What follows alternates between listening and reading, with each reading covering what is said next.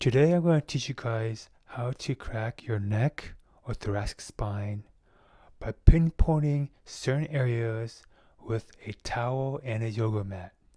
So let's begin. First of all, you need to fold this towel like this, and it's to create a wedge underneath your thoracic spine or neck area, and it gives you leverage for the crack. Let's say you're having trouble between the cervical spine and thoracic spine, so place this right underneath, right here.